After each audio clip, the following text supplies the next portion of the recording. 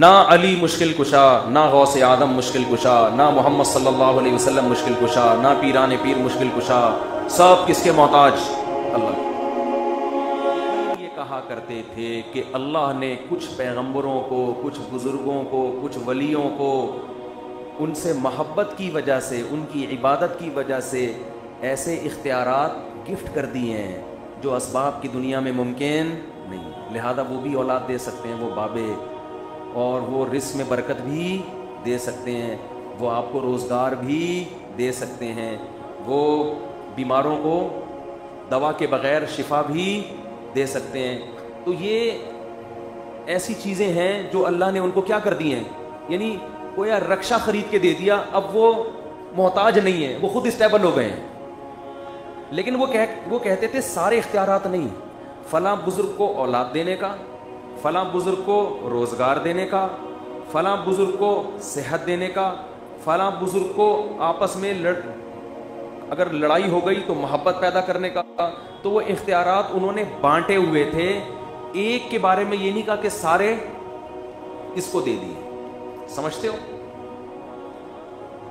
پھر جب وہ بزرگ دنیا سے چلے جاتے تو ان بزرگ کی مورتیاں بنا کر ان کی عبادت کرتے اور کہتے ہم ان مورتیوں سے نہیں مانگتے بلکہ یہ مورتیوں کے سامنے جھکیں گے تو اس کے پیچھے جو بزرگ ہے نا، جن کا یہ مجسمہ ہے، وہ ہماری حاجت روائی کریں گے۔ ہندوؤں میں جو بت پرستی کا کانسیپٹ ہے وہ یہی ہے کہ یہ بھگوان براہ راست نہیں دیتا، اصل میں یہ بھگوان کسی دیوتا کی عکاسی کر رہا ہے، اس کے سامنے جھکیں گے تو دے گا کون سا؟ دے گی وہ جو جس کی روح اس میں ہے، یا جو جس کی یہ نمائندگی کر رہا ہے۔ وہ کہتے ہیں جیسے آپ بیت اللہ کے سامنے جھکتے ہو، مگر آپ کو پتہ ہے بیت اللہ نہیں دے گا، دے گا کون؟ اللہ دے گا۔ سمجھتے نہیں ہو بات؟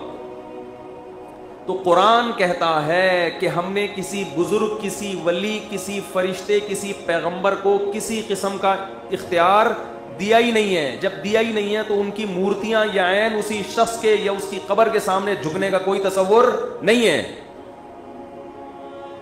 اور بیت اللہ کے سامنے جو ہم جھکتے ہیں اس لیے کہ اللہ کا گھر ہے، دیتا بیت اللہ بھی نہیں ہے، وہ تو پتھر ہے۔ حضرت عمر نے حجر اسود کو چوم کے فرمایا تھا نا کہ مجھے پتا ہے نہ تو نقصان دے سکتا ہے اور نہ تو فائدہ، میں نے محمد صلی اللہ علیہ وسلم کو دیکھا ہے کہ تجھے بوسہ لیتے ہوئے، اس لیے لے رہا ہوں، فائدہ نقصان تیرے ہاتھ میں نہیں ہے۔ تو یہ شرک معاشرے میں آج بہت تیزی سے پھیل گیا ہے۔ شیعہ حضرات کہتے ہیں حضرت علی کے پاس اختیارات، اہل بیت کے پاس اختیارات، ہمارے بہت سے دوسرے چینل والے لوگ کہتے ہیں اللہ نے اپنے حبیب کو اختیارات دیے ہوئے ہیں اور مختار کل بنا دیا۔ مشرکین تو کہتے تھے فلاں اختیار اس کو، فلاں اختیار اس کو، یہ کہتے ہیں اللہ نے اپنے حبیب کو سارے اختیارات دے دیے ہیں۔ اللہ کی عطا سے ہمارے حبیب اولاد بھی دے سکتے، ہمارے نبی اولاد بھی دے سکتے ہیں، اللہ کی عطا سے بگڑی بنا سکتے ہیں، اللہ کی عطا سے بے روزگاروں کو روزگار دے سکتے ہیں۔ ہم یہ کہتے ہیں کہ اللہ نے اپنے حبیب صلی اللہ علیہ وسلم کو ان اختیارات میں سے تمام تو دور کی بات کوئی ایک اختیار بھی نہیں دیا ہے۔ ایک اختیار کا قائل ہونا بھی اسی طرح کا شرک ہے جیسے تمام اختیارات کا قائل ہونا یہ شرک ہے۔ اللہ کی نظر میں دونوں شرک برابر ہیں۔ ہمارے پیغمبر بھی اللہ کے اسی طرح محتاج ہیں جیسے ہم محتاج، محتاجی میں اللہ کے ہاں سب کیا ہیں؟ برابر۔ کسی کو کسی قسم کا اختیار اللہ نے نہیں دیا ہے۔ ہاں اسباب کے تحت